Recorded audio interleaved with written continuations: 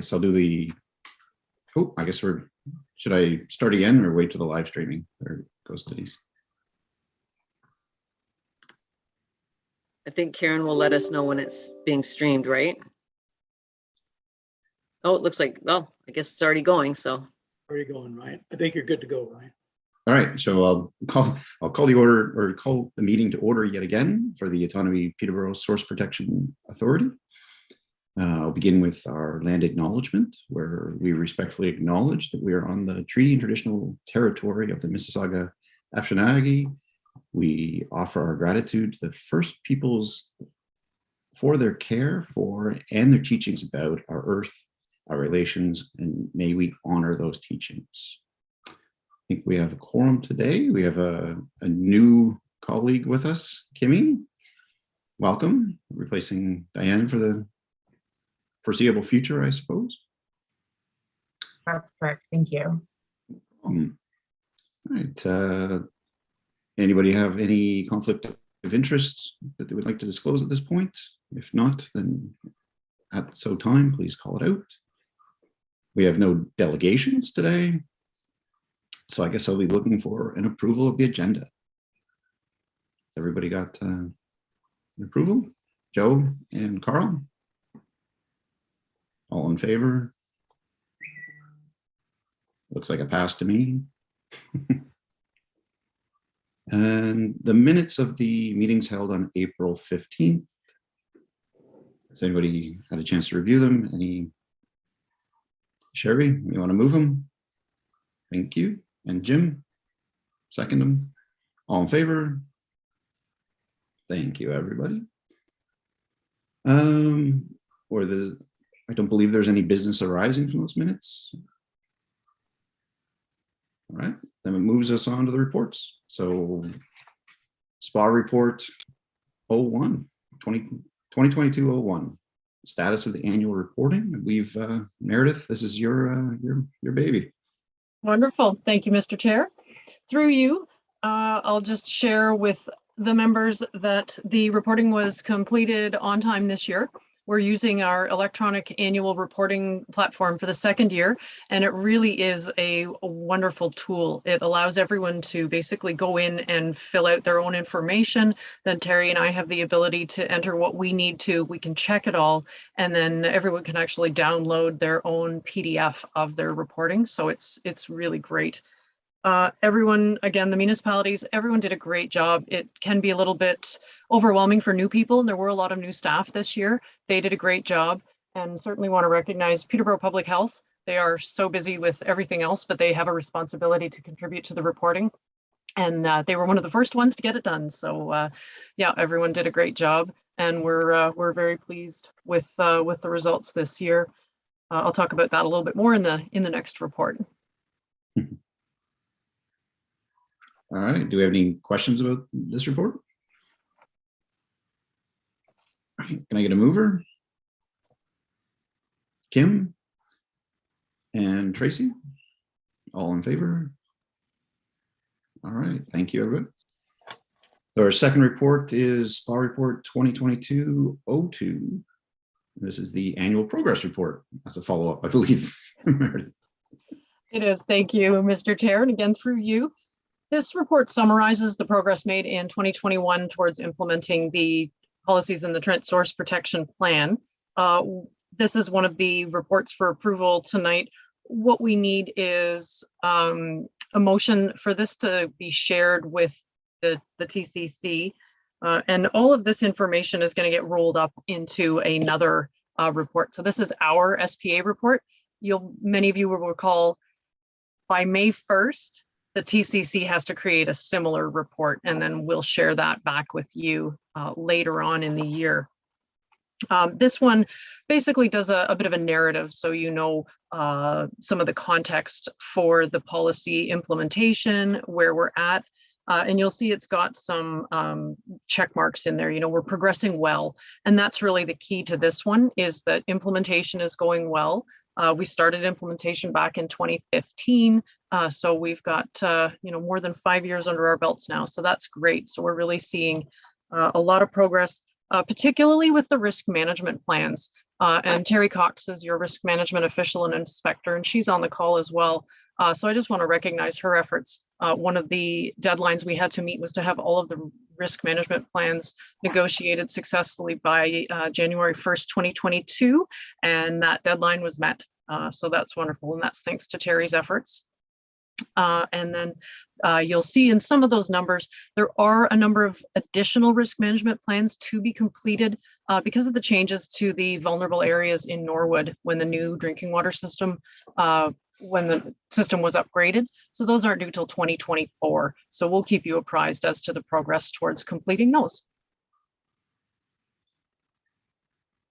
Excellent. Any questions about the progress report?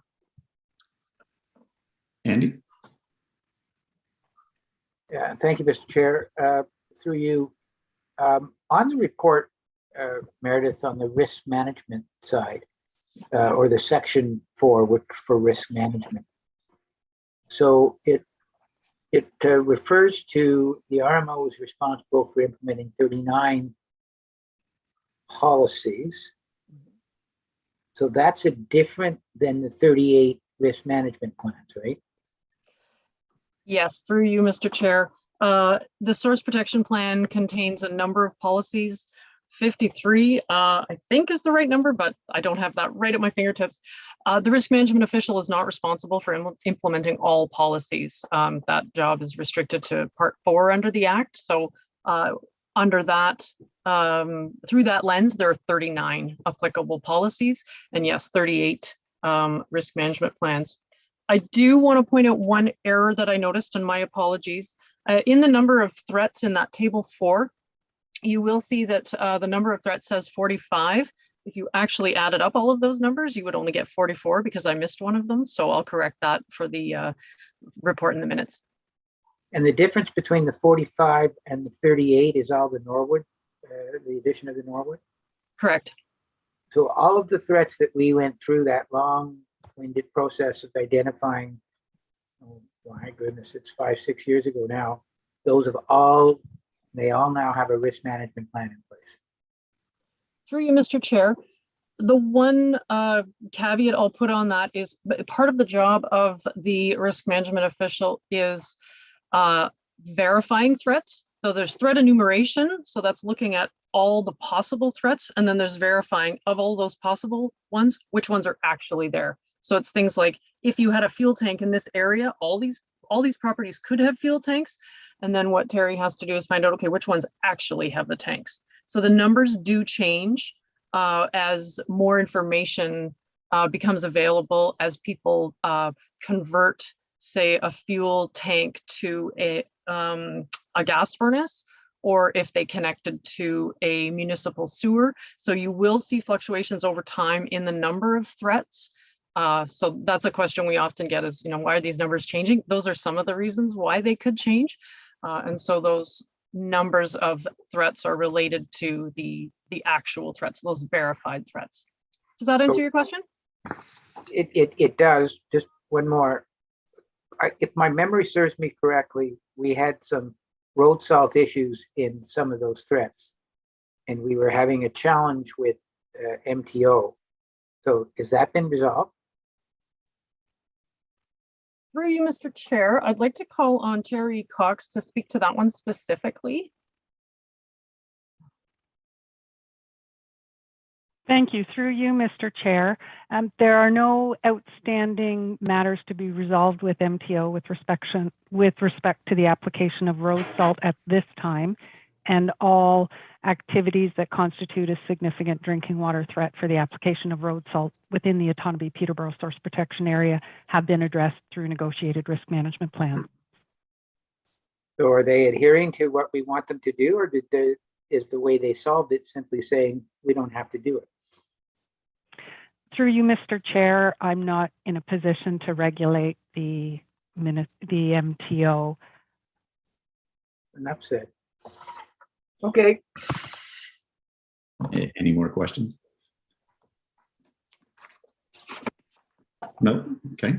Can I get a motion to receive this report?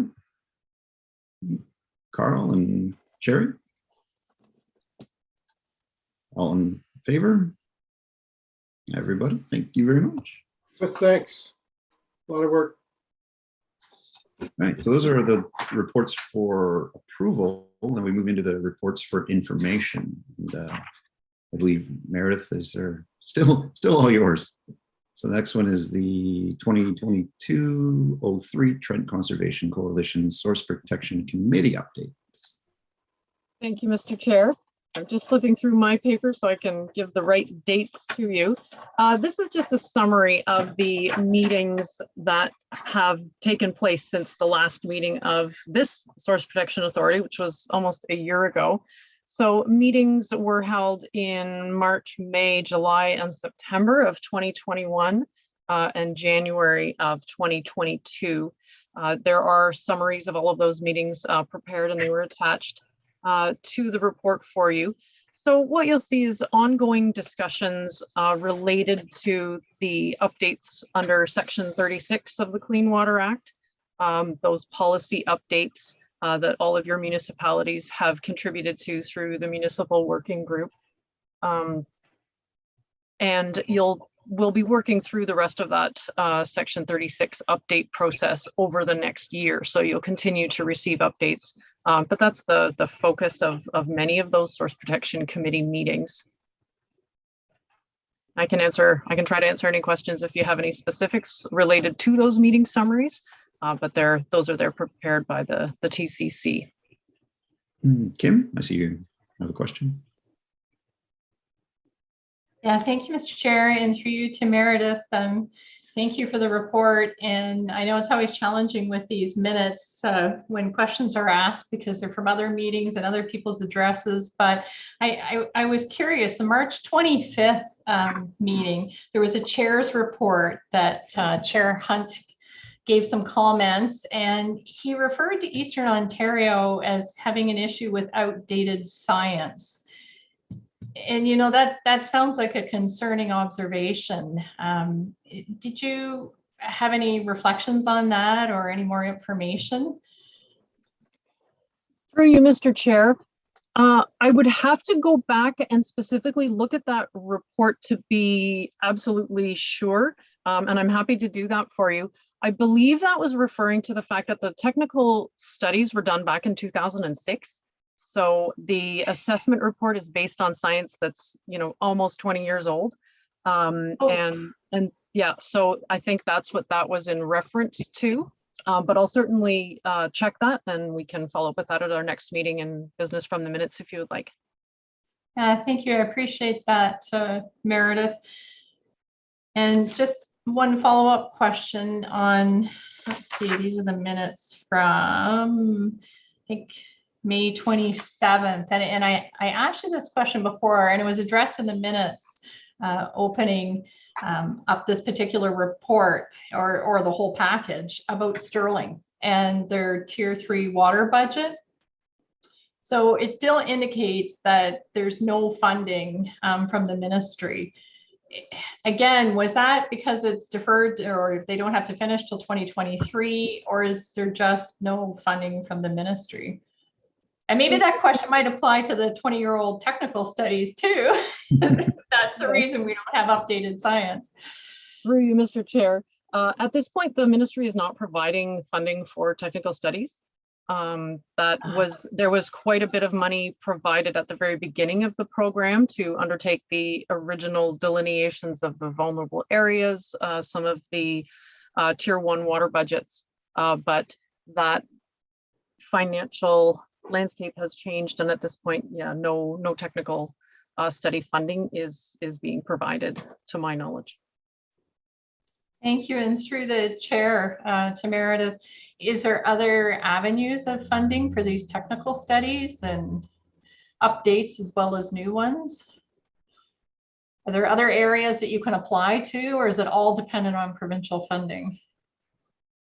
Through you, Mr. Chair, I'm not aware of any alternative sources for funding for those types of studies, but it probably would be better assessed on a situation by situation basis. Okay, I'll leave it there. Thank you very much, Meredith. Thank you, Mr. Chair. No problem. Anybody else, any questions? I have a question for you, Meredith. And that is, I noticed with those minutes, it doesn't actually tell you who's in attendance at those meetings. Is that done on purpose, or was there some decision made at some point to not record who's there? Those are the meeting summaries. I Yeah. don't always have access to the complete meeting minutes in time for these agenda packages. Mhm. They're not all prepared at the same time. So I can certainly tell you who was in attendance. The detailed minutes provide that. But again, I don't prepare those. So I had them for a couple of meetings, not all the meetings. So I included the meeting summaries instead. Okay. It's just strange to not see who's actually representing what while they're having those meetings. That's all. Okay. Anyway, and anybody, I guess we receive that report. I guess Gary and Paula. Good. All in favor? Thank you, everybody. The next report is SPA 2022-04 communications and media coverage. I know, Meredith, you're on a roll. Might as well keep going. Thank you, Mr. Chair, and I'd like to recognize Karen Halley.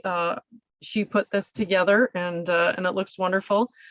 Karen does a great job with our communications, particularly our social media.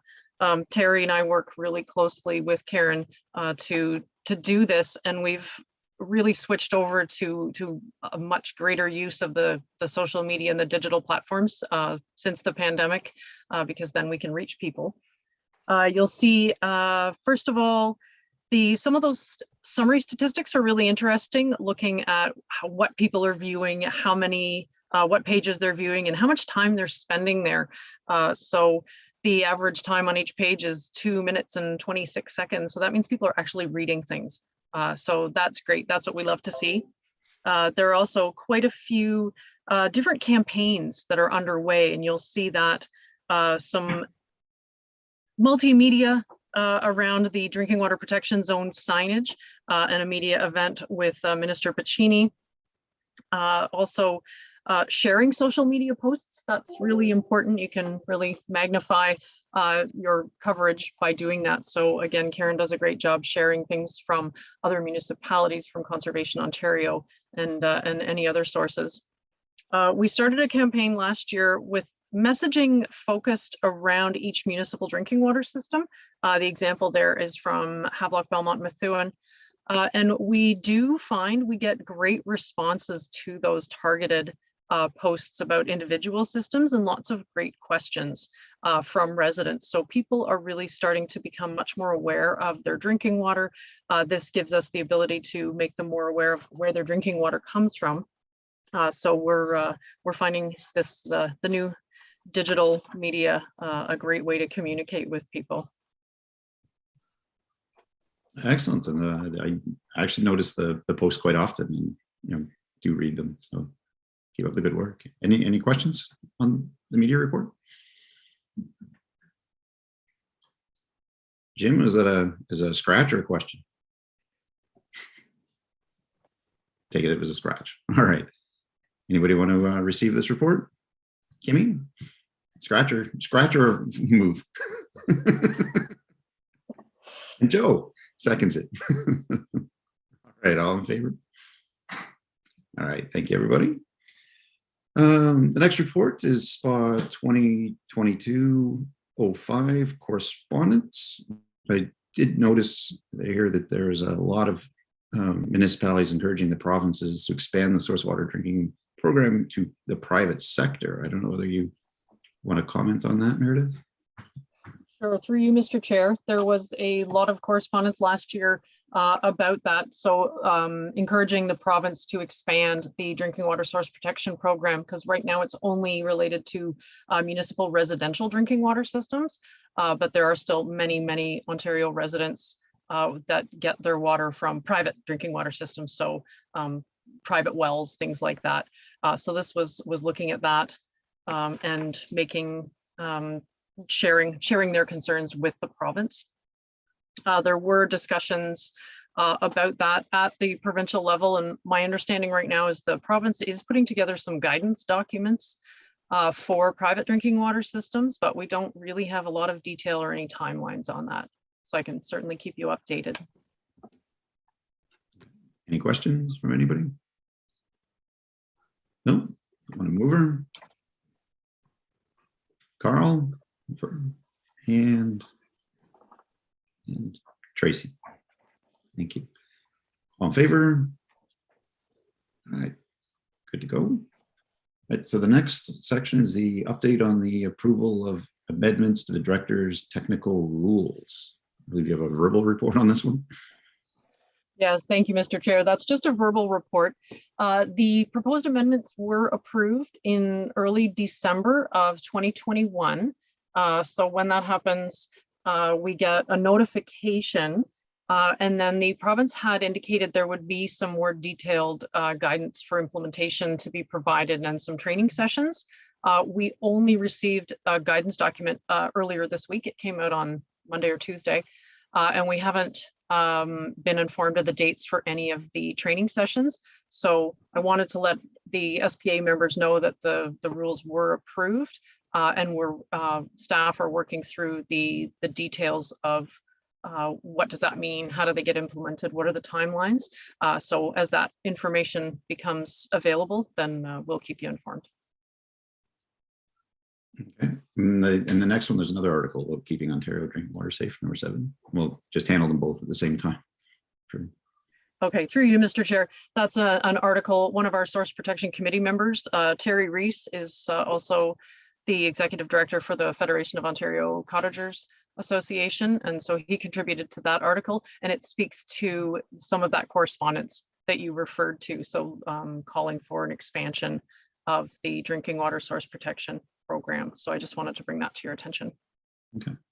So anybody have any questions about either of those two? No, and I get a mover for the both of them.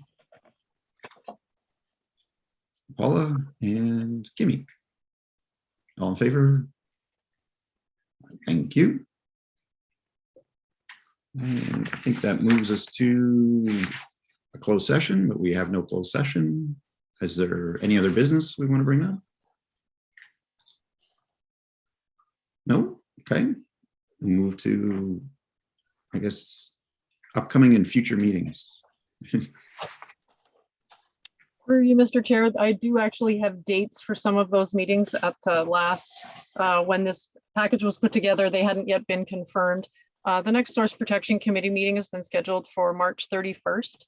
Okay. We will likely be having a municipal working group meeting before the end of the March, but I'm working with the co-chairs to find a meeting date right now. And the Autonomy Peterborough Source Protection Authority will meet again in April, with the focus being the review and approval of the annual progress report from the Trent Conservation Coalition, and then that can be submitted through to the province for the deadline of May 1st. Excellent, thank you. Kimmy? You have a question? Thank you.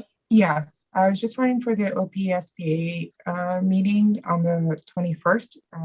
What time will that be at? At 5? Yes, okay, great, thank you. All right, I guess that moves us, that's the meeting, Meredith. Thank you very much. So I get a mover for adjournment of Source Water Protection, and Carl and Kim. All in favor? Excellent.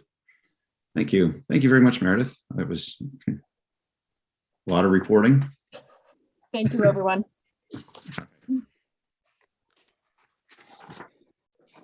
Thanks, Meredith. Thanks, Thank Terry. Thank you, Terry. All right, should we move right into our regular ORCA meeting then? Or okay. All right, then I will call to order our regular ORCA meeting for February the 17th. So we'll start with the land acknowledgement again. So we respectfully acknowledge that we are on the treaty and traditional land territory of the Mississauga Anishinaabe. We offer our gratitude to First People for their care for and teachings about our earth and our relations. May we honor those teachings. right. Again, Kimmy is here, in place of Diane, which is nice. Welcome. And I guess we'll move on to the approval of the agenda. I assume everybody's had a view of it. I get a mover. Carl and Joe, all in favor? Thank you. Again, disclosure of pecuniary interest. If anybody has one, please disclose now or when the time arises. We have no delegations this evening. The minutes from December 16th, I believe, Joe, you raised up a concern with those earlier. I don't know if you want to address that. Yes, I notified staff. There was a slight error, I believe, and that's been corrected, Mr. Chair. So I'll move to approve the minutes. All right, can we tack on the AGM minutes at the same time? We'll just approve them both here. If that's all right. Absolutely. Yeah. So Joe moves and seconder Tracy. Thank you, Tracy. All in favor? Thank you, everybody. Any business arising from those minutes? Anybody? I don't. Oh, Kim, yes. Yeah, sorry about that, Mr. Chair. I was booted momentarily out of the meeting, but I do have something for the minutes, and it's page 5. There's a chart for a recorded vote on the levy, and it reflects that I'm absent. And I was present for that vote. I believe it's supposed to be Meritarian who is absent there. I believe we've covered that. Joe did actually call attention to that. Oh, did he? That's what you it out. No problem. Did Joe catch the one on page 7? There was motion 106 had no mover or seconder. I don't think Joe caught that one. We'll have to talk to him about that. Joe, you're slipping. Yes, I'm not sure how that got by me. Good to know. Good by me. That was it. Thanks, Mr. Chair. I'm not sure what we do in that case, Denise. Do we have the record, or I guess we could go back to the YouTube video if we need to find out. Yeah, no, Mr. Chair, I keep records, rough notes and records of every mover and seconder, so I'll insert them into the minutes tomorrow when I can do that. So, Mr. Chair, it would be appropriate for me to amend the motion to receive the minutes as amended. As amended, correct. Okay. Thank you. All right, I guess we move into our reports then. So our first report is 2022-06. Over to you, Dan. This is for our 2022 conservation area fee schedule. It is. Thank you. I'm going to ask Jesse James to make himself visible. Jesse's going to join us for part of the meeting today. There's about 3 or 4 reports that deals with his program areas. So I'll take the easy questions. Jesse will take the tough questions. Report 006 is seeking approval, board's approval to adjust the conservation area fees. We haven't, with the exception of the seasonal fee at Beaver Mead, seasonal being somebody who camps for the full season.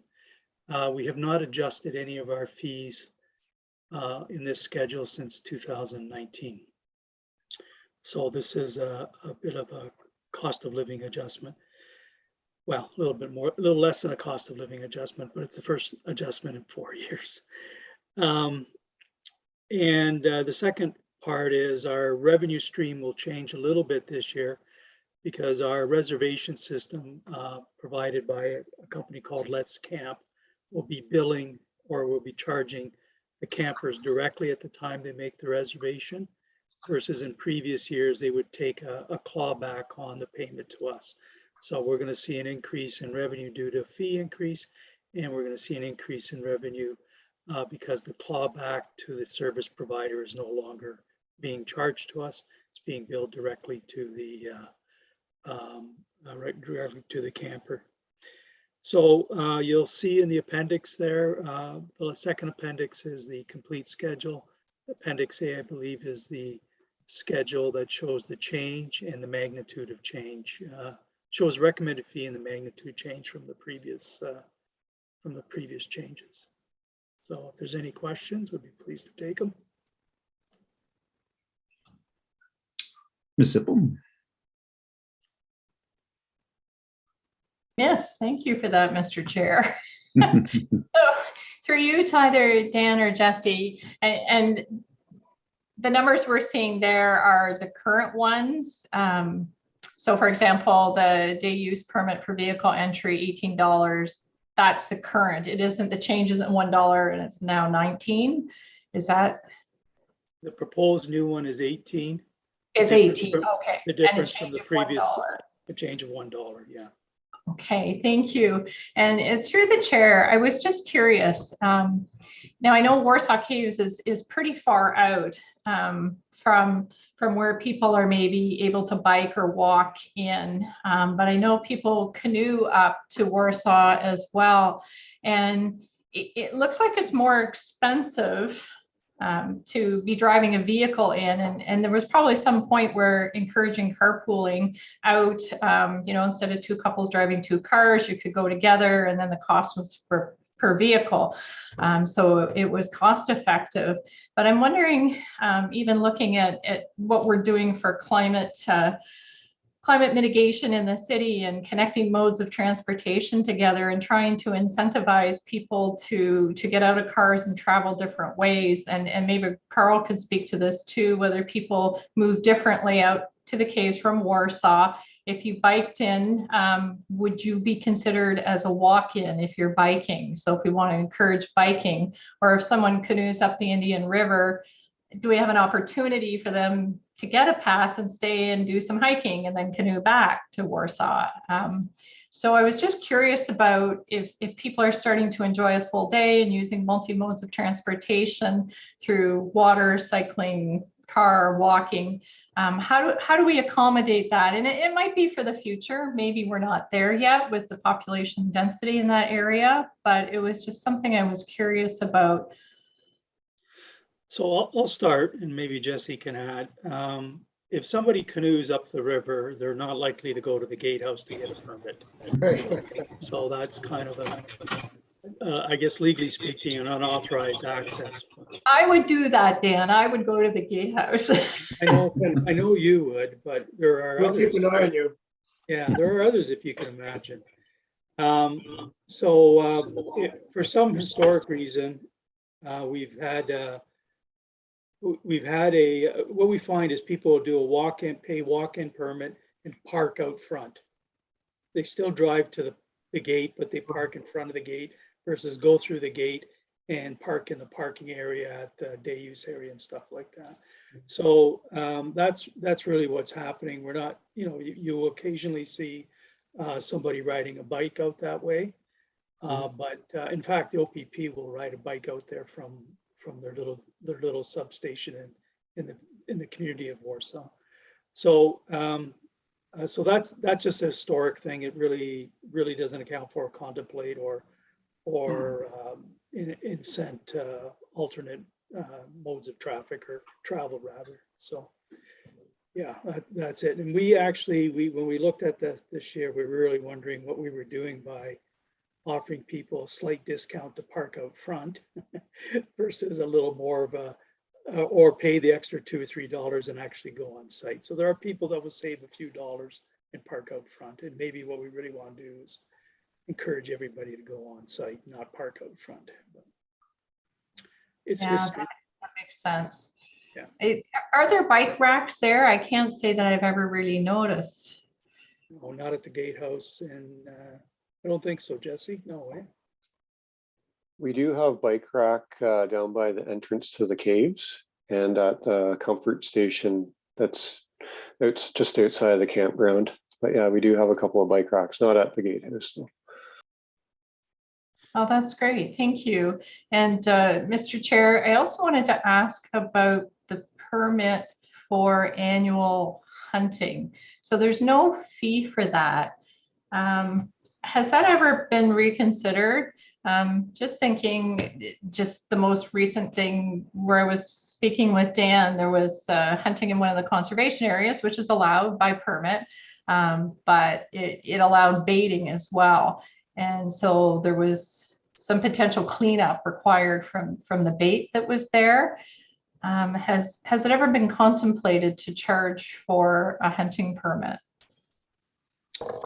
Not at ORCA, not that I'm aware of. And Jesse may know if there's actually a fee for hunting in other conservation areas, but we haven't contemplated it.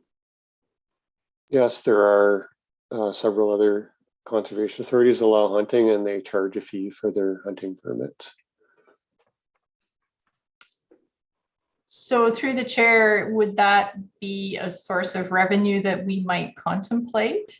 Is that something worth looking into? Or I don't even have a sense, Mr. Chair, of how many permits would be issued. Maybe through you to Jesse, is that common? Do we issue a lot of permits? We issue in the neighborhood between 75 to 100 permits a year. So yeah, it's gone up over the past couple of years. Prior to Jesse's arrival, we actually never issued permits. We just gave them maps of where people could show people where they could hunt, but the law said they needed a permit. So that's one of the things Jesse fixed on our behalf, was to actually get a permit system in place. So a fee for that is would certainly be permissible under the proposed new regulations. There's an individual benefit, so a fee is appropriate going forward. We can reflect on that for next year. Okay, I'll leave that for you to reflect on, certainly. And then I guess the last piece, Mr. Chair, was on the last page, age categories for the fees. The adult is 16 to 59, and then a senior is 65 and over. So we've got a bit of an age gap in there. I just didn't know, should it be 16 to 60 and then 60 and over, or? You want to answer that one, Jesse? Yeah, so we did some changes this year, and that must have the adult category must not have got adjusted properly. We changed we changed the previously it was 65 or 60 for the senior category, and it just missed switching the adult category to 64. I'm just at that cusp, Jesse, where I could have got in free in that gap. That's Jesse moving the yardsticks on you.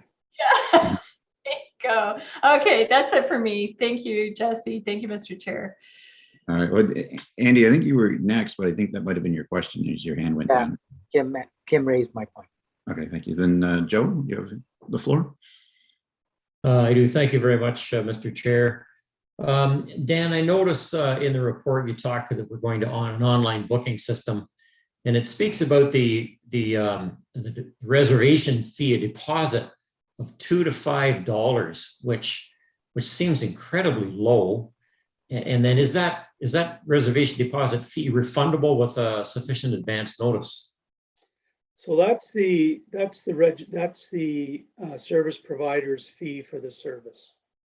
So that's what they hope to recover on every booking they make. I suspect it's not recoverable or refundable because it's a transaction fee. Okay, so it's like a debit. It's like a debit fee with a debit machine then. It is, yeah. Okay. Okay. And The other that's on their side of. That's on their side. It's not. Okay. It's not a fee in our schedule. It's not a reservation for the site itself. Okay. The other question I had relates to the cost of fees. And I just wonder, I'm sure your staff have thought about this, but I'm wondering if we're making unnecessary work for ourselves by charging a child $4.50. And as Kim said earlier, a child is 16 or under. I would expect you won't get any pushback, and it would make it a lot easier maybe for the customers and for the staff if that was just $5. Was that considered? Jesse, can you help? Can you advise on what you thought about there? I just went by half of the cost of an adult. I did some research on other authorities' costs for adults versus children, and it was relatively comparable. So I mean, I'm not sure if Jesse, if you feel that 450 is where it should stay and it won't create a significant amount of work, certainly I'm okay with it. But you know, if you'd like the board here to consider a change to it, I would recommend we just go to $5. I can't imagine that'll create any controversy, and sure could make life easier with change. Yeah, I'm okay with that if the board agrees to that. And just, you know, we a lot of this stuff is debit and credit card payments now, right? There's very little cash, but Okay. Yeah. we can go to round numbers, and all those numbers are inclusive of HST. And it is inclusive of HST, and all the other numbers are rounded, and that's the only reason I brought it up. Yeah. So perhaps, Mr. Chair, once all the questions are done, I'll make a motion, if that's a proper way to proceed with this, that we increase the child's fee from $450 to the proposed $450 to $5. Noted, Joe. Thank you. And Carl? Yes, thank you. Thank you for the report. A couple comments. The last time I looked at a study, I think, and whether it was Jesse, you put it together, or maybe Dan, but I think 80% of our visitors to Warsaw Caves are from outside the area.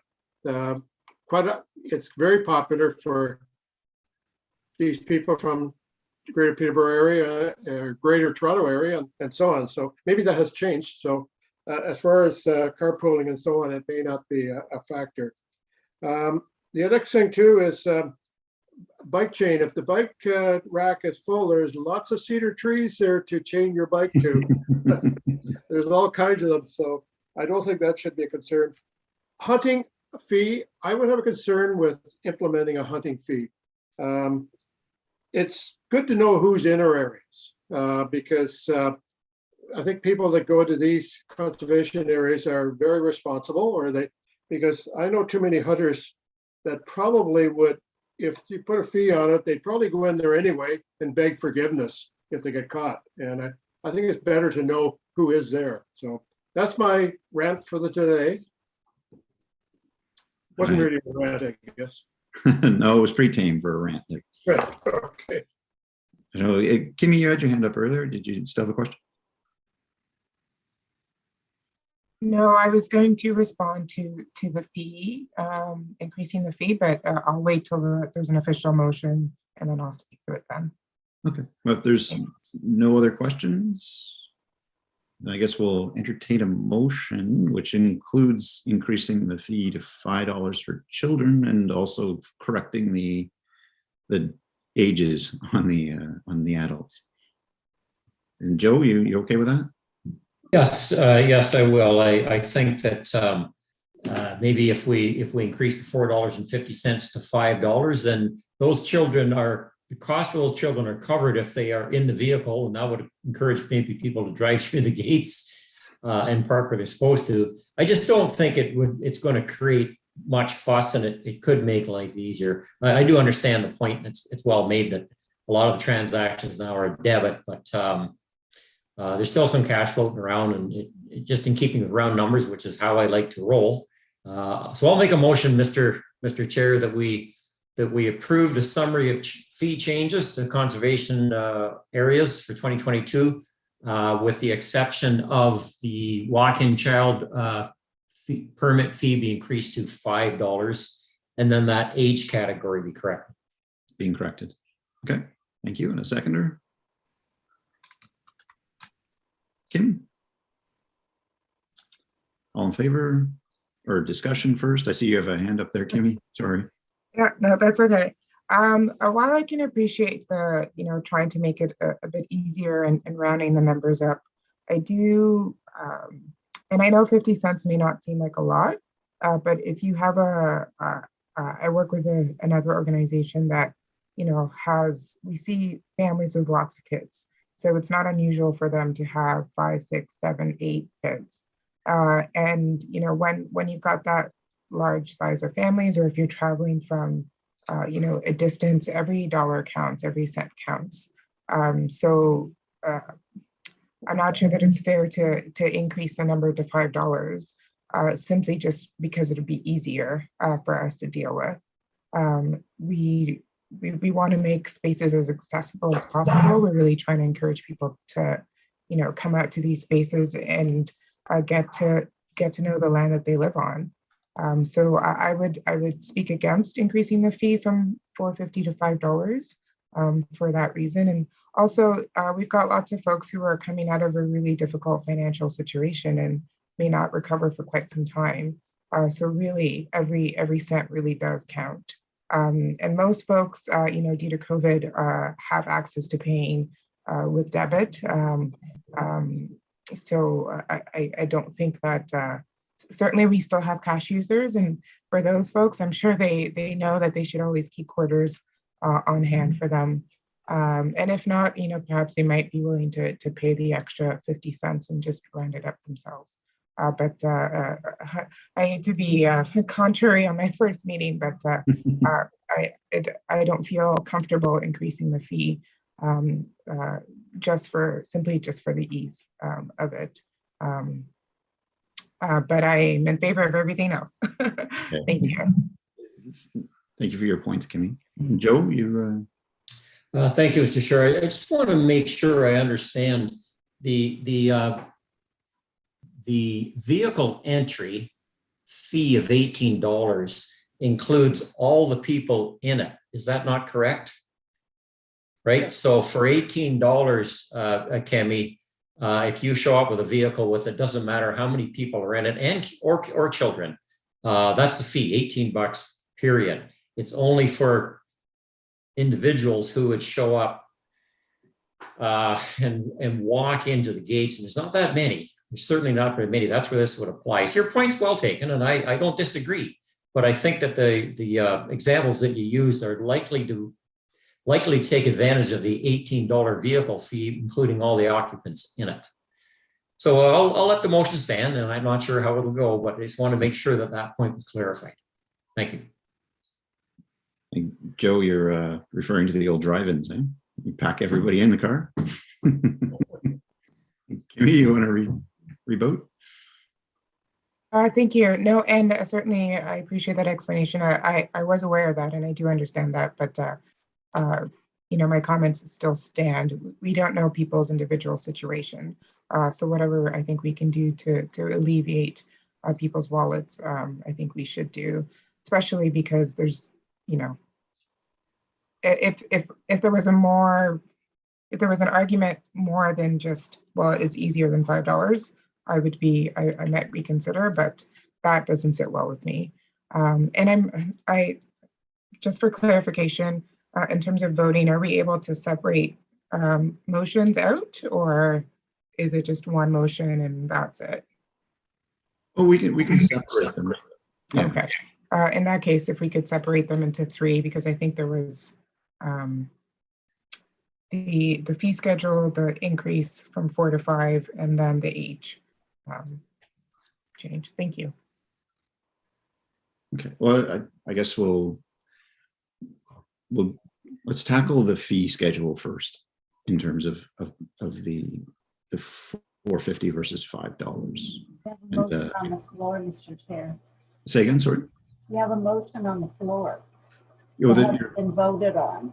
Yes, Mr. Chair, I'll withdraw that motion, and if the seconder will, that was Kim, and simply propose a new motion strictly dealing with the fee increase. I think that would make it a lot easier for everyone.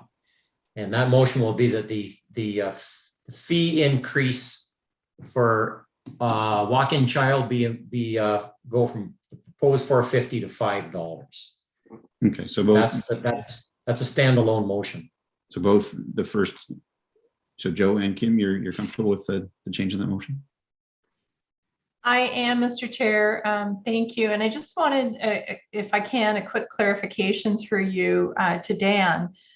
When I was asking about the multi-modes of transportation, Dan, you mentioned that there was a bit of a discouragement factor to stop people from parking outside and walking in to save money. And I'm not sure if that means roadside parking there in particular, or just before I make up my mind on the fee structure, I certainly think it's worth encouraging people to actually come in if they're driving up, and we get everybody inside the conservation authority the conservation area and park properly and through the gate properly. So if you're familiar with, for those who aren't familiar with Warsaw Caves, you come off the Caves Road. There's about a 50 meter driveway, if you will, or road coming into the gatehouse. And around the front of the gatehouse, there's places for angle parking. And that's where people park in the winter when the gates are closed. And it's also where people park in the summer when they don't want to pay coming up the $18 to drive into the property. So, a full car, it's cheaper for a car with 4 people to drive in. It's probably cheaper for a car with 2 people to park out front and pay the day fee, pay the walk-in fee. So that's the kind of by offering a walk-in fee, we're for the single or double 2 people in a vehicle, it's cheaper to stay outside. For 3 or 4, depending on who's in the vehicle, it's cheaper to drive in. So it's a silly little thing that we've historically done, and we probably need to correct that. But it's not being proposed here today. Okay, thank you for that. That helps. Carl, you Yeah, Mr. add Chair, something? I believe, maybe I'm incorrect, but this first motion only has to do with the increase in the child admission. Is that That's correct? Okay. All right, and we have Joe and we have Kim as the first and seconder. All right. Any more discussion, or are we ready to vote on this one? Okay, then who's in favor of this motion? 2, 3, 4, and 5. And against? 1, 2, 3, 4, 5. I don't know if Michael Metcalf is that. Yeah. Do we have our non? Sorry, I can't see the people who don't have their cameras on. So should we go back and have a recorded vote on this one? Sure. Can we do that? Make it easier. So Denise, would you mind? Not in the least. I know, just as an FYI, I know that Mike is there's a lot going on today because he's got a bunch of sick people at work. So he may not even be here right now, even though it's showing that he is, and that's maybe why he's not voting. But nevertheless, just as an FYI. So I'm just gonna do it in the way that I see people, if that's okay. So Director Senes, No, Director Acapo, That's correct, Capo. And my vote is no. Thank you. Director Taylor, Yes. Director Moher, No. Director Richardson, no, Director War, Yes. Director Zippel, Yes. Director Mitchell, No. Director Baldwin, You're muted, Gary. Sure, I said yes. okay, and Director Metcalf. Yes. Okay. Chairman Huntley. It's still, it's equal. So I believe the chair has the final when it's a tie vote. Is that correct, Dan? I think I have my vote, whether it's equal or not. Yeah, you still have your vote. Oh, do you? Oh, I didn't think the chair voted. Sorry. And I vote yes. Carried. Motion So it's carried, carried. sir. Thank you. All right. So the second motion then is to accept the rest of the fee schedule with the age correction. Is there a third in there somewhere? I missed the third. Okay, good. All right. So the second motion then is to accept the fee schedule with the age change. So Sherry first, Carl second. Any discussion?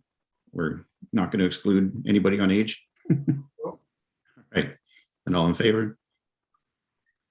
And I think we're good on that one. Thank you. All right. On to the next report is 2022-07 Program and Service Inventory for Circulation to Member Municipalities. So I believe, Dan, this is yours. Yep, thank you, Mr. Chair. And I spent a few minutes to refresh your memories and to walk through the key considerations or the logic in preparation of this recommendation. So if you recall, legislation requires us to produce a inventory of programs and services, to estimate costs for the delivery of those, to provide and sources of funding. We have the opportunity to add additional programs and services, and we have an opportunity to adjust the cost if the cost to deliver the program and service in the future isn't adequately covered by the historic costs. We had a conversation in December at the December meeting, and we took that conversation and some of the other information raised in other conversations with the province over the last month or so, and prepared this proposed inventory of programs and services. So I just want to kind of describe it a little bit more in three steps. The first is the list of items. The second is the costs. The third is the sources of funding. And then the last is what does this all mean? So on the list of items that are in the programs and services, there is nothing here that you have not previously seen. There's some little repackaging, but there's nothing new in terms of a program and service that you have not previously seen, either through our annual budgets or in the December meeting. The one change is that the benthic monitoring that we do and some supplemental water stream quality monitoring that we do, those two items were part of the provincial monitoring programs when we last reported to you. We've since learned that the benthics in particular and the supplemental watering are considered to be more of a local thing and not a provincial thing, so they're not considered to be mandatory. So we've taken them out, we've listed them as their own local monitoring program, and we've categorized them as category 3, which is other programming. So that's the only change on the inventory and the categorization of items in the inventory. On the costing, we took a look at three scenarios. The first is the historic costs based on the data from the financial statements from 2017 to 21. That information dealt with that data dealt with the gives and takes and the ups and downs over a 5-year period. It included, the first couple of years we were getting almost $180,000 from the province. That dropped down to $92,000 in the last couple of years. So changes in the recurring provincial grants are reflected in that. There's some big projects that were undertaken and were reflected in those numbers. And but all of that, when you looked at it as a 5-year average, it's actually about 9% less than the 2022 budget. The next set of numbers we took was the numbers that we got in the 22 that were approved in the 22 budget. And then the last set of numbers is really an adjustment to the 22 budget. It's rounded up a little bit just to cover a little bit of inflation. And it also captures some incremental costs that we put in there to capture some provincially mandated items. These are placeholders. We don't know sure if it's going to actually cost that, but we've put an estimate there. So there are three pathways forward. One is historic costs, which is below our current budget. The other is our current budget, but probably not reflective of even the inflation, since those numbers were approved, and certainly not reflective of the new requirements in the regulation. So we are recommending that the numbers we use for the conversation, and it's a conversation to understand quantums. It's not an actual budget, and it's not an actual levy ask, but it's to understand quantums and implications. We're recommending that we present the 2022 budget as adjusted, and that's about a 4% increase over the 22 budget. On the sources of funding, we went through all of that, and we aligned the sources with the three category framework. So for mandatory programs, we first looked at what self-generated fees we could apply to those programs. And so an example of that would be our permit fees. Then we looked at what recurring provincial grants we have that we can depend on. And then any gap beyond that was to be filled with the levy. On the non-mandatory programs, we looked again at self-generating fees, so campground permits.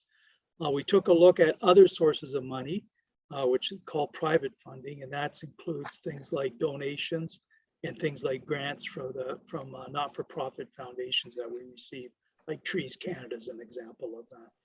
And then anything that couldn't be funded through either fees for service, or grants, we've looked at whether we could top that up with levy. So that's kind of the hierarchy. So we reviewed everything, and we adjusted the source of fundings to fit the regulatory regime. A couple things on that is we will be undertaking a fee review this year. The proposed regulations are out for review, and we know generally now kind of the framework we'll need to follow to do any kind of fee adjustments. So we'll have to do a fee adjustment over the coming year. And we also know that we are in conversations with Selwyn Township to assume the operating responsibility for the Lakefield Campground, which will generate a profit for us as well. So both those items will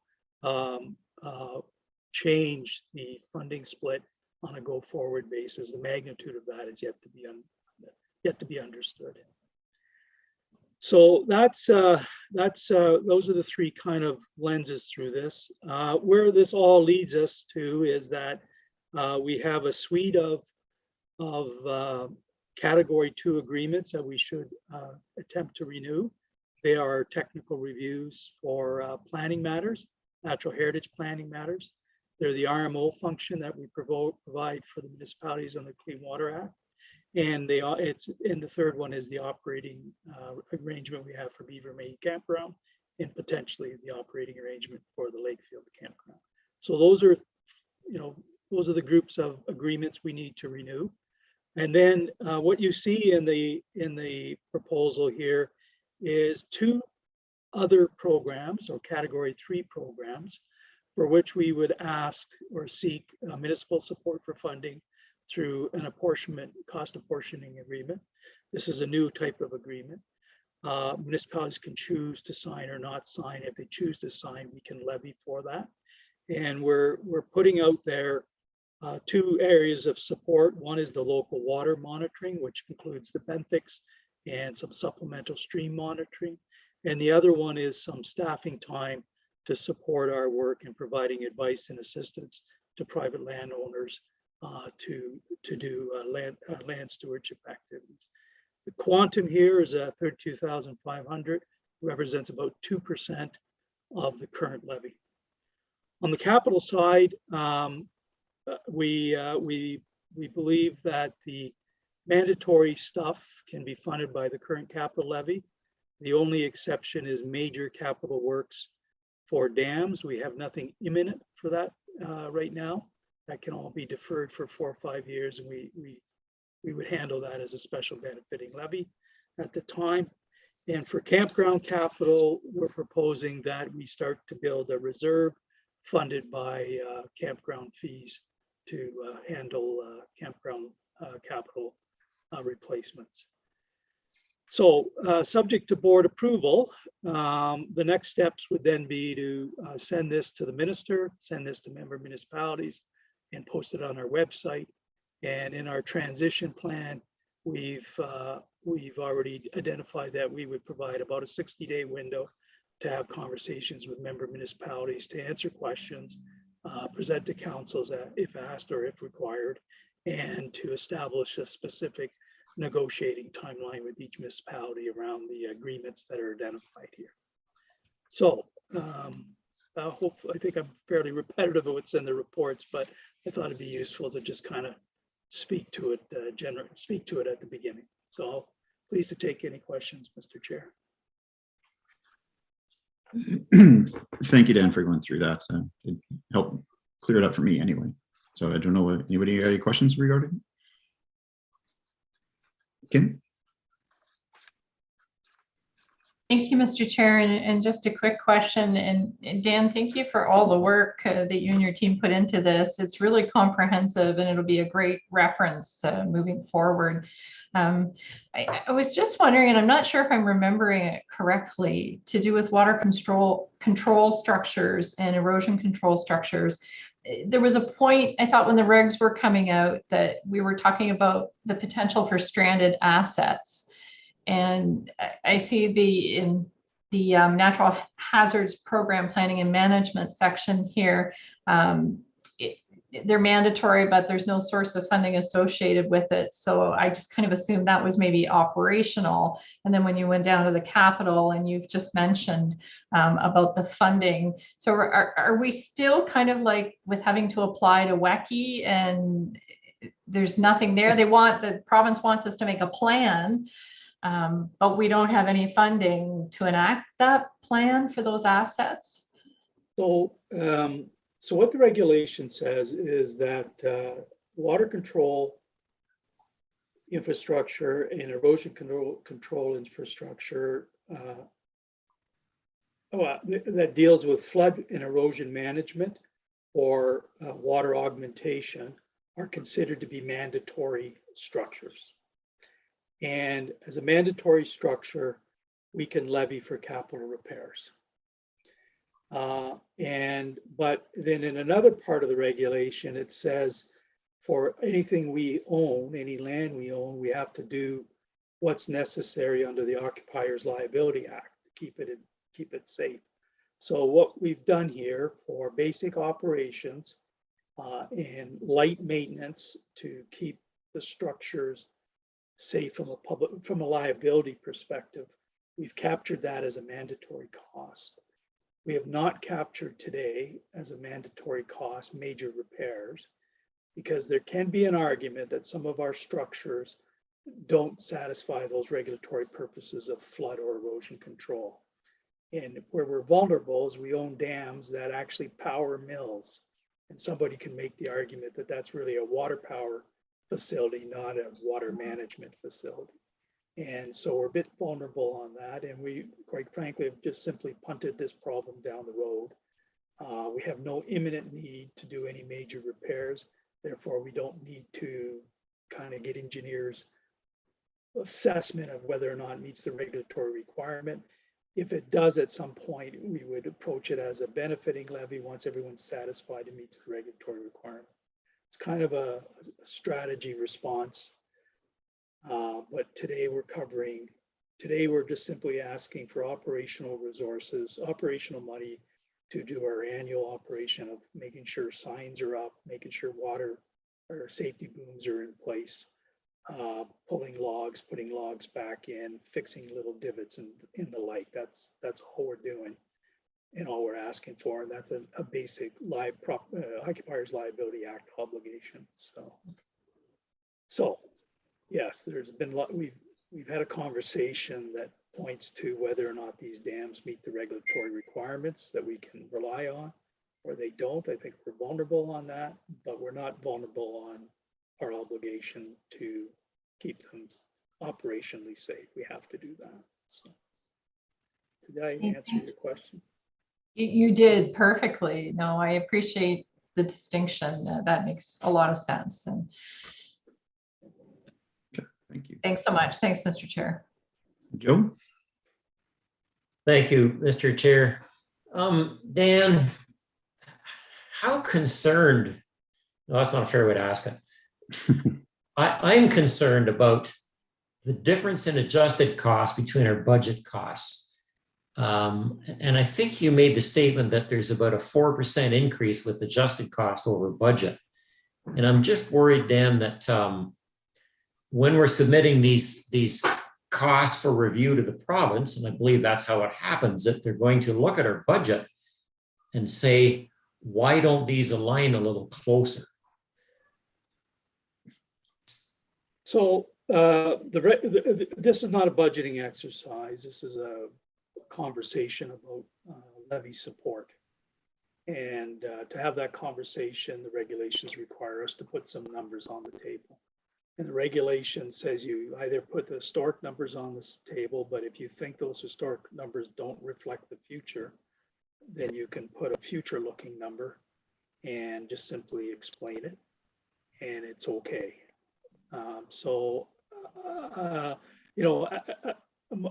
My recommendation is the 2022 budget plus a bit of an adjustment.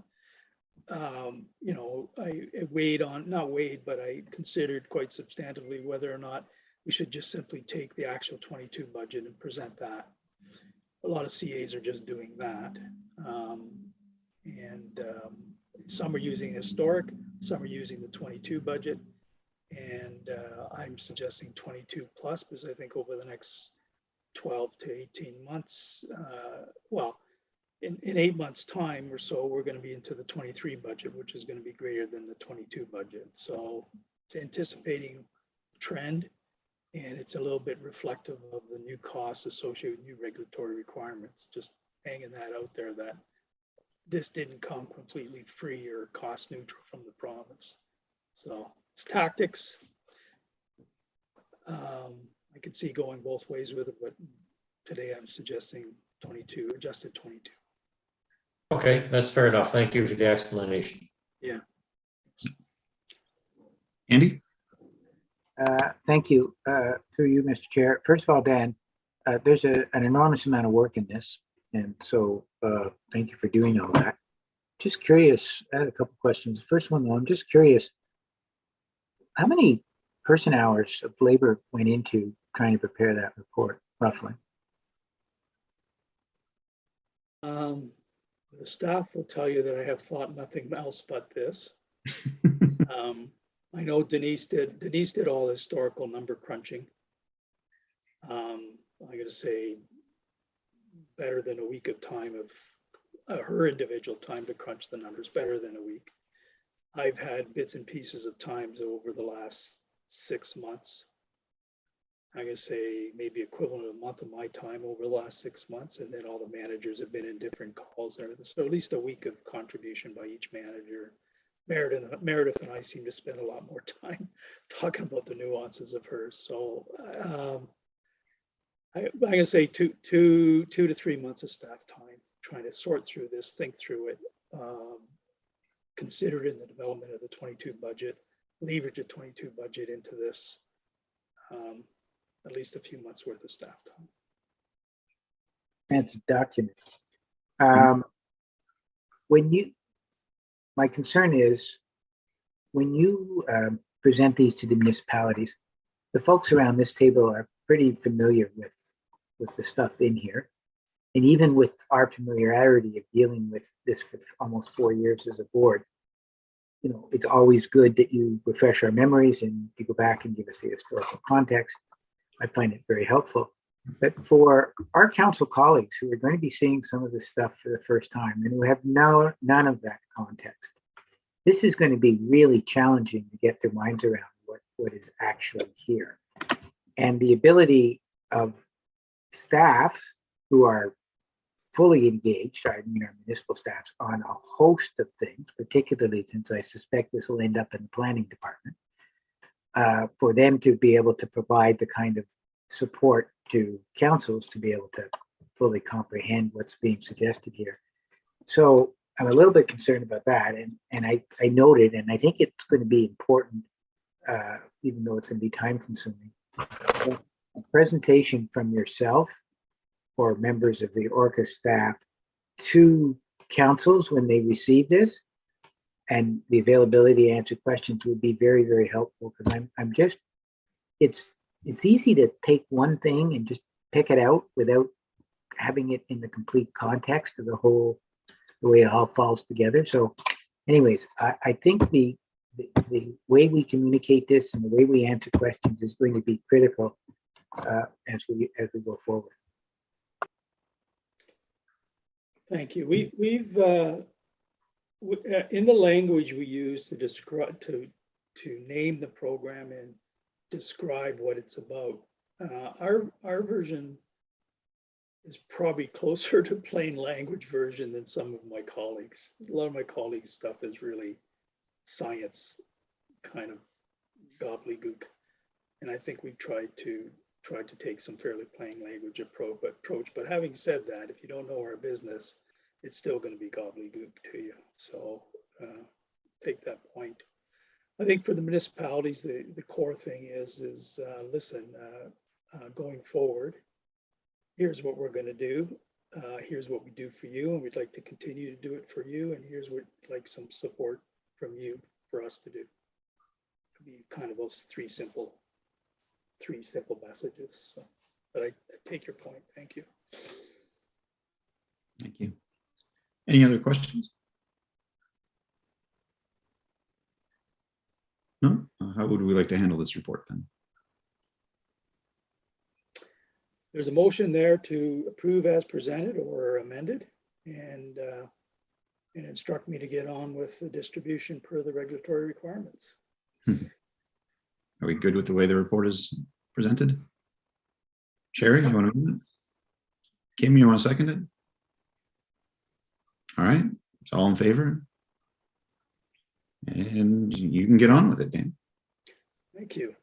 All right. Your next report is 2022-08, Hope Mill lease renewal. Yep. So as you know, we've leased the operation of the Hope Mill to the Friends of Hope Mill, not-for-profit volunteer group. It was for a fixed term 5-year lease. It was in part fixed term because anything longer than 5 years, we required minister's approval. So just to kind of get it done, we made it a 5-year thing. They've asked for the opportunity to extend that and to have more of an evergreen clause or a renewal clause built into that agreement. The operation of a water-powered sawmill is a non-mandatory activity. We would have to find money to run that if we wanted to run it ourselves. I think it is a good thing to have a volunteer group or a not-for-profit group running it. And but to deal with their request, we need to make a request to the minister for approval to include a renewal clause. And the reason we need the minister's approval was because there was provincial grants tied to the acquisition of that land and mill back in 1966.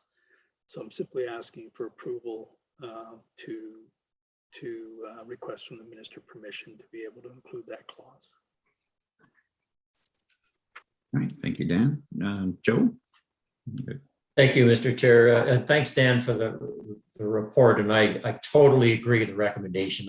I can just suggest for the other directors' information that this is a really knowledgeable and dedicated group of volunteers that without them, this thing would just be a pile of wood and concrete laying on the side of Indian River. It draws a lot of people to our area, and they have tours, and they'll make items out of the wood that they mill there. They sell lumber. It's just a wonderful success story, and I would love to see it continue for the benefit of the community, for the benefit of the Conservation Authority, the history of Hope's Mill. And again, I can't say enough good things about the volunteers. They're just a wonderful, wonderful group of very enthusiastic and knowledgeable people. So I definitely would support the recommendation. Thank you. Thank you, Joe. Carl? Just a further comment, I support my colleague. It is a good idea for the community. The issue though, Dan, is a lot of these are retired engineers, I think, from GE. Many of them must be getting up in age. Is there any succession issues down the road that could create problems that they may have trouble recruiting volunteers? Well, everybody likes to play with hand tools and sawmills and from our lens, we have a relationship with a not-for-profit organization. If the not-for-profit organization finds its members dwindling or choose to stop doing it, then we just cancel the lease. So, or we look for another group to take it over. But Okay. They do have, they do encounter some issues. They have recruited some younger guys and women, but it's not our operational concern. Okay, good. All right, Joe, you want to follow up? I do, thank you, Mr. Chair. Yeah, just for Director Moher's information, and I know that that he may find himself with more spare time in the next few years. They're looking for more volunteers, Carl. So if you are that way inclined, you'd be a welcome addition there. Oh, it's a wonderful spot. I could consider that. Mr. Chair, I will make a motion to receive the report and approve the recommendation. All right, thank you, Joe. And seconder? Carl? Thank you, Carl. All in favor?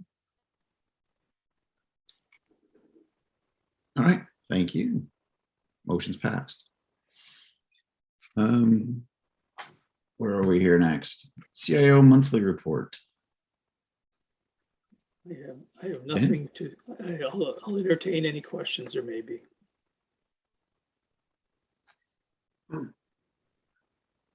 Sherry? Yes, through you, Mr. Chair. I'm just curious how close we are to coming to some agreement with the Lakefield Campground. Residents in our township are chomping a bit to know what's going on, and they recognize that both the mayor and the deputy mayor are on ORCA as well. So you have some indication that we're close to something? Yeah, we had good conversations before Christmas. We exchanged some information. We met again in the latter part, about 3 weeks ago now. We got very close on things. We have a draft agreement that's gone to both our lawyers and insurance company, and the comments now are back with the township. We've jointly developed we've costed out to the best of our ability a kind of a budget, so we understand what the operating costs would be, what they need, what we need to cover operating costs, and where the profits might align. We're in that. This week we exchanged a bunch of information back, so we're close. I think the CEO of the township, we're both hoping to kind of wrap this up, perhaps for our next board meeting, but definitely for April. Carl, you have a question? Yes, I believe my question is for C2. I thought we were receiving everything at once, but I guess we're going through one at a time. My question is C2. The next one. The C2, the under the financial one? Yes, yes. All right. I guess we'll receive them one at a time, just because there's so many of them, I'll lose track. so yeah. Anybody want to receive Dan's monthly report here? All right, Andy and Paula, all in favor? Thank you. And we'll move on to the financial report, C2. Right. So C2 is our fourth quarter report of financials, our activities, so description of our our accomplishments against our annual work plan. And it's the fourth quarter in the year over the total year permit report. Just kind of highlight a couple of things there. One is the substantial increase in the planning and permitting workload. I also highlight that all our capital projects are virtually completed, and virtually all the operational projects. We're forecasting a surplus after Q4. The financials are being worked on now, and we're hoping to have the financials before the board for the March meeting. And on our permitting, we met the Conservation Ontario best management practices for timelines 96% of the time. This is the first full year we've tracked those timelines and reported them publicly. So I'm going to thank the staff here for the tremendous amount of work they've done this past year, again, through a challenging year. And I think your team performed well, given all matters before them. I'll take any questions there, Mr. Chair. All right. Well, thank you, Dan, and thank you to staff. It is quite the report. So, Carl, you. Yes, I got a couple comment and a question. I just wanted to congratulate Dan for as far as the numbers are concerned. We didn't have to use that $50,000 transfer from reserve, so the numbers look certainly good. And the second point I wanted to make. It looks like the majority of the applications or permits are falling into the minor or intermediate category rather than routine. And I think almost every committee of adjustment application or consent anymore requires some kind of a scoped EI or environmental study. Yeah. Is that what's causing the intermediate or minor to greatly increase? Like 83% of the applications are falling into that category now, Dan. Yeah, so the routines have historically been what we call letter of authorizations, or not even a full permit. They're basically something that says this generally falls below the threshold, but we'll give you the authorization just so you're covered. So it's almost like a papering exercise of assurance. And but the majority has always been in the minor category, and there was always very few in the larger one, majors. So there might be a little bit of change, Carl, but I think the distribution is relatively consistent from year to year. Yeah, because on the fee schedule, like on a minor variance, it says minor. I think that must fall into the routine on this report. And I maybe should take this offline, talk to you individually about it, because minor quite often is almost 3 times the minor fee. And I think minor should be, routine should be shown as minor, and minor should be shown as intermediate. Yeah, you've raised this with us before. And we're working with 2 different sets of nomenclature. The Conservation Ontario reporting framework has routine, minor, and major. The fee schedule has minor, intermediate, and major. And when we revise the fee schedule, we're going to line up the nomenclature so that you'll have one definition that's commonly applied to both ways of measuring it. Okay, thank you. Yeah. Andy, you got a question? Yes, thank you, Mr. Chair.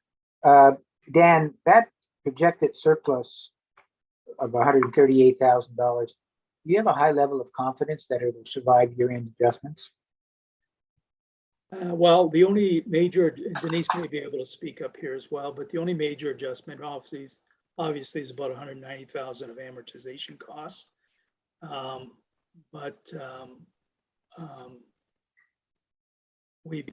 Yes, it might actually, the year-end surplus might actually, well, there's the amortization cost, but it's a fairly solid number.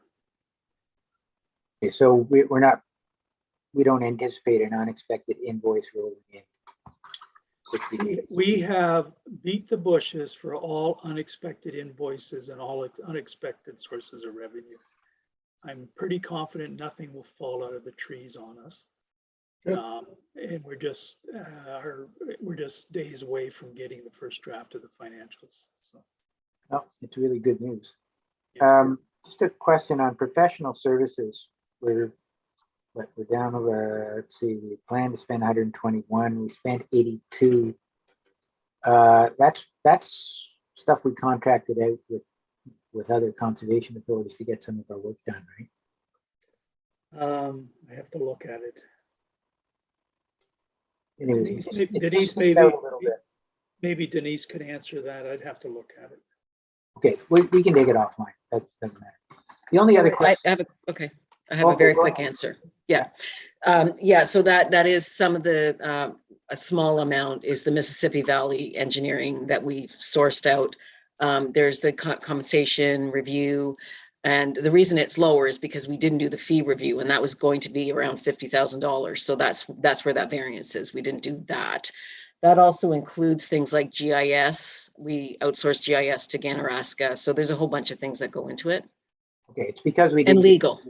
Okay, good.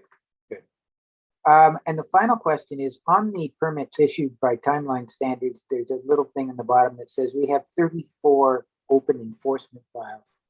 Is there anything, is this pretty routine stuff? Is there anything that we ought to be concerned about, a board that's going to bite us on a reputational side, or is there, it seems like it's a big number. Well, it's actually shrinking a little bit. Earlier in the summer, we were around 40. So they've been able to reconcile or resolve some of these files. Many of them are being resolved with the landowner. These are people that have done work without a permit, or have done work not entirely in conformance with the permit. We have about 3 or 4 that are fairly difficult characters to work with. A couple of our board members are aware of a couple of them, and we actually have charges going forward with a couple of those. So it ballooned. We typically carry about 10 non-compliance files at a time. It almost quadrupled here over the last year or two. And again, it's about neighbors watching neighbors and reporting, and it's about people trying to do stuff maybe they got more free time and they might not have understood they needed a permit. So stuff is happening. It seems to have peaked and it's coming down, but in that there's a couple of difficult characters that we'll be seeing in court. Thank you, Dan. Any further questions? All right, when you receive this report then? So moved. Thank you, Andy. And Carl. All in favor? Thank you, everybody. The next report is 2022-011, report on campground season length. I know we had lots of discussion on this back last year, so I don't know, Jesse, if you want to comment on this one. Maybe I'll kick it off. Sure. And Jesse did all the analysis. So this was a question raised, I think, last year at this meeting, the February meeting. It really was taking a look at our revenue and matching it up against the length of the season and questioning whether or not the historical length of our season may be too long, and we should shorten these things to manage our costs and therefore bring our costs and revenue more in line. So, excuse me. So we did that. There's 3 component parts here. The first is just simply taking a look at our length, season length against some comparables, other CAs, other provincial parks in our part of the world, and other private campgrounds in our part of the world. That's in Appendix A. And you'll see that in that chart, we're at about 150-day season, slightly shorter than our private sector comparators, but in line with provincial parks. And then after that, we move into Appendix B and Appendix C. Appendix B is some data on Warsaw Caves. Warsaw Caves is primarily influenced by weather. And if it's a good summer or a good weekend, it'll be busy. If it's not so good, won't be busy. And it's also influenced by the bug season after the long weekend in May. So those 3 weeks in late May to June. And you'll see from that our busiest time really is the end of June to the beginning of September, or mid-September. And you'll also see that if you strip it all away, it's really weekend operation, except for those two months in the summer. If you look at Warsaw, you see that, or sorry, now if you move over to Beavermead, Appendix C, you'll see that Beavermead is a little bit different. It's really driven by visitors to the area coming here for either events, concerts, soccer tournaments and the like, or coming here to visit family and not staying with family. That season has a little more distributed use from spring to fall, tapering off in late October, late September, early October, but a different kind of user blend. What this tells us today is that probably Beavermead is set up correctly. It's got the right length of season, and at Warsaw there is an interplay there with the day use stuff, and that's been closed for 2 years, so the numbers can get a little distorted.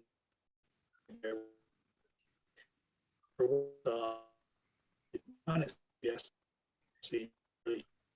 the weekends, not for camping, perhaps not through the week, but I would say today that we might want to let a normal season unfold this year before we make any kind of big changes or any changes on a go-forward basis. So that's kind of, I think that was the overview of what we see, but you may see something different in that and want us to explore something different. But this is it's a report back on that observation. Jesse and his helper Bruce did a lot of crunching to get just to these numbers. And we haven't really matched it up with revenue and expenses and all that. We're just presenting the kind of the visitation as a surrogate for revenue and expenses. The other thing about expenses is we don't have full staff on in May, June, nor in September, October. We have a reduced staff, and we have more complement with summer students on in the summer months. And leave it at that, and both Jesse and I he can answer the tough questions again, and I'll take the easy ones. All right, Joe, you got a tough question or an easy question? No, I don't think it's tough at all. Dan, thanks for this report. I know that we raised this question some time ago, and I'm glad you did some research and presented us with this. It's interesting. I certainly agree with your statement, Dan, that we should try to give one full, if we can use the word, normal season before we decide if any changes should be made. I think that's a fair statement, and I hope that this normal season is the one that we've got coming up before us.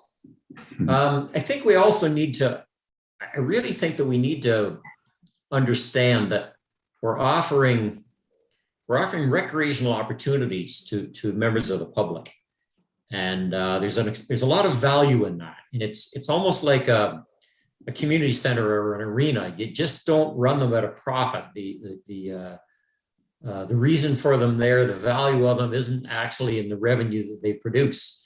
It's nice if we can keep our costs close to revenue, but even if costs slightly exceed revenue, I think that the value that they bring to the area, to the community, to the residents, are worth every penny of that bit of cost we might have to absorb. So I'm glad that you presented this information here.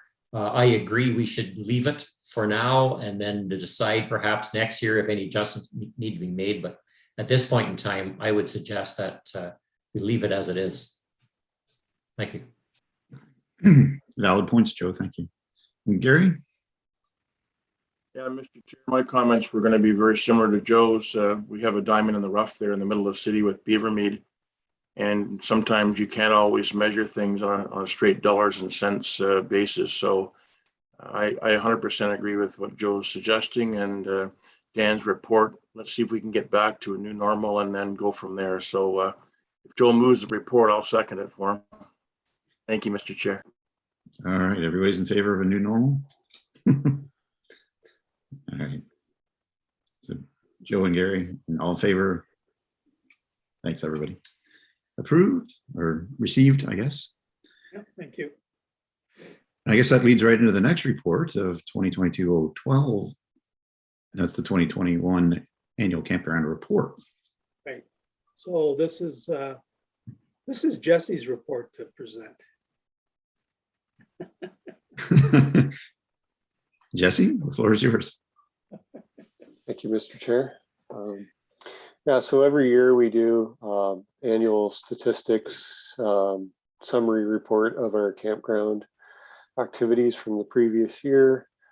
So this is our summary for the 2021 camping season at Warsaw and Beavermead. Also includes day use, summary of day use activities as well. As you can see, we weren't able to offer group camping or canoe or kayak rentals again in 2021, and general sales as well. We did still offer firewood and ice, but anything outside of that for retail, we didn't offer. So as you can see in the numbers, it was another slight increase over last year. However, we had a slightly longer season than we did the previous year. We were able to open a bit earlier than we did in 2020. So we did see a bit of an increase from the previous year. Our revenue numbers were slightly higher than the year before as well, but also higher than in previous years. So I'm not sure. We'll have to see how things roll out this year, and if we can have a full normal season again. Be nice to see what comes out of that. I guess everybody can see the numbers of the report there, and not sure if there's any questions about that. Okay, thank you, Jesse. I guess comparing anything to 2020 is kind of, it just is what it is, right? It's not really a comparator at any stretch, but it is good to see that the numbers are stronger than they were pre-2020, which is a great trend. Any other questions for Jesse? All right, seeing none, I want to receive the report. Gary and Kim? Are all in favor? Excellent, thank you. Our next report is report 2022-013, phase 2 proposal regulations. Dan, this one's back to you. Yep. So the province has released for consultation their second package of regulations. They deal with 4 regulations. One is on just the levy mechanism. Another is on mechanism for levying municipalities who are not part of the Conservation Authority but are part of the SPA. The third is the minister's regulation for programs and services for which we can charge a fee. And the fourth is, look at the report again, but it's in the report. Anyways, our assessment and review of it is that the fourth is some amendments around transparency and governance. It basically just requires us to create a governance page on our website. Our assessment and review is that there's really nothing here that will pose a problem to us for implementation. It changes a few process related things around establishing a budget, adds a little more consultation and notification windows, but overall it shouldn't have any impact on our operation. It's just some process. So this is for your information. I do not recommend that we need to take the time to write a letter to the ministry expressing any areas of concern or requests for changes. I think it's rather benign. It'll change a few things, but it's benign impacts on us. That's it, Mr. Chair. Thank you, Dan. Any questions on the proposed regulations? Andy? Yeah, just a comment, and I totally agree with Dan, but I want to point out that one of the reasons why it has less of an impact on us than perhaps others is because through Dan's management, we've always been a very open and transparent organization. The way we deal with our municipalities in terms of budget, the stuff that we put up in our website over the years, we've always tried to err on the side of transparency. And so, Dan, I just, through you, Chair, to Dan, there's just to thank him because we've actually been ahead of the curve on a number of the changes. And so, at the end of the day, these don't have a whole lot of impact on us. Well said, Andy. And thank you, Dan. Thank you. Want to receive that report too, Andy? All right, thank you. And seconder? Right, Tracy? Thank you. And all in favor? And it's received. And the last report of the evening is the 2022-014 public review of the floodplain mapping. Right. So the board's aware that we have undertaken a number of floodplain mapping projects over the last 4 or 5 years. They were funded by the federal government through the National Disaster Mitigation Program and primarily matched with municipal contributions, non-levy contributions. The work has substantially been completed. The task was to have these maps adopted in official plan documents. And I think there are certainly placeholders for them in the cities, and the county is reviewing a draft or have out for public review their draft OP right now. So we had done the work, and as the pandemic started, the municipal staff were asking us just to hold off. They weren't really prepared to undertake any OP amendments at the time, and so we just sat tight. We're deciding now to kind of detach ourselves a little bit from that. We want to get these maps, provide an opportunity for public review, and then have the board endorse them as the maps on file that we will use in our permitting work. And then they will also be available in a timely manner for the county to adopt them in the OP that they're proposing have completed. And then the city will make some amendments to theirs down the road. So it's really cleaning up some business that's gone on for about 5 years. I kind of got hung up a little bit through the COVID period, and we're just trying to kind of bring it to close and get it off our backs and get them formally adopted. The virtual consultation, the virtual public information center, there's a fairly cool little application. It's called a storyboard. People will be able to get into it, learn about floodplain mapping, learn about how they're developed, and then they'll be able to go to a map and query on an address and find out whether they're in or out. And so that's all coming along quite nicely. We're hoping to launch this in March and get it out there. I wanted you to be aware of it because you may have ratepayers that will connect with you on this. I also wanted to draw it to your attention at the time we release. It'll make sure that you as board members understand where the site is, and you may want to go in there and play with it a little bit too. So this is an information piece for you as members of the board in the event that you're approached by your ratepayers. Thank you. Thank you, Dan. Any questions with floodplain mapping? Kim? Thank you, Mr. Chair. And this might just be more of a tangential question through Mr. Chair to Dan.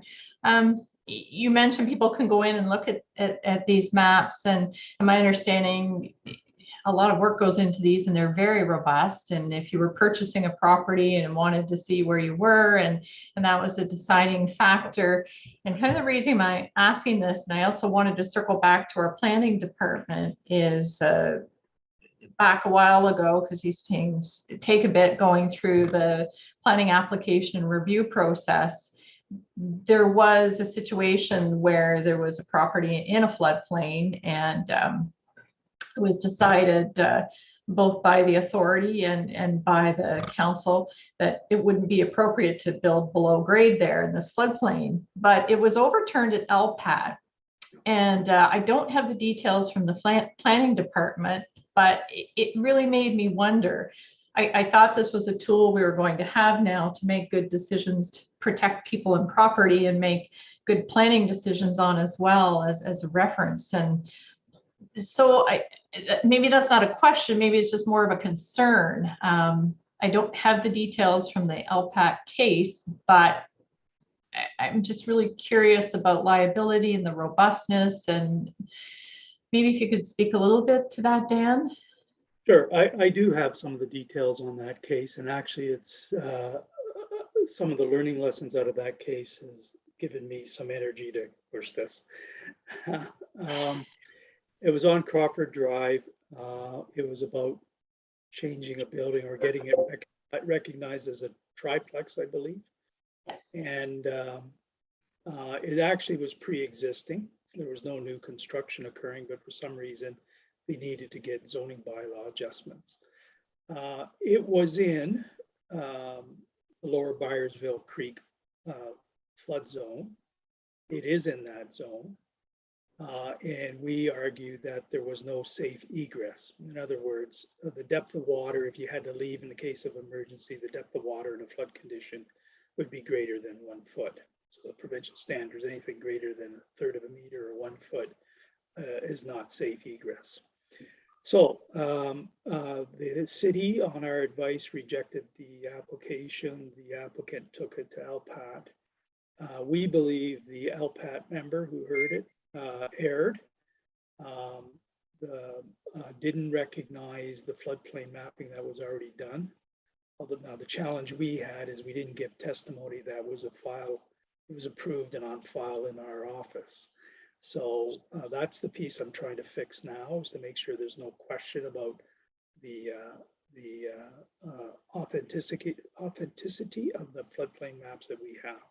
So that's what we're going to try to do with these, and then we're going to go back at all our historical flood maps and determine which ones continue to be relevant and appropriate, and we'll go through the same process of review and board endorsement. So there's official record. No one can contest us on the formal adoption of something. Now, the other thing that was a little bit of a nuance, what we're doing here is really floodplain mapping in the context of administering our regulations. Then we take those maps, give it to the municipality, get them to adopt it in the OP. The LPAT decision was based on the fact those maps hadn't been adopted in the OP. So it didn't cross over back to our regulation, but it did point out that our regulation maps weren't as endorsed as they ought to have been or could have been. So we're trying to clean all of that up. And I don't want all the work that we've done over the last 5 years to just hang out there while we've got and vulnerable to LPAT decisions like that. Finally, our lawyers and the city's lawyers both agree that, and an independent lawyer all agree that the decision was faulty, but it's the city's application and they've chosen not to appeal it. It's viewed for two reasons, I think. One is it's viewed not to be precedent setting, it only affects one property. And secondly, it was a pre-existing development that was trying to be posthumously authorized, if that's a term. Yeah. So, that little story and that little situation caught our attention and caused us to say, why are we still sitting on these things? Why can't we move forward? Why can't we get them endorsed and all that? So that's the push we're giving here right now, is to really clean up that vulnerable spot.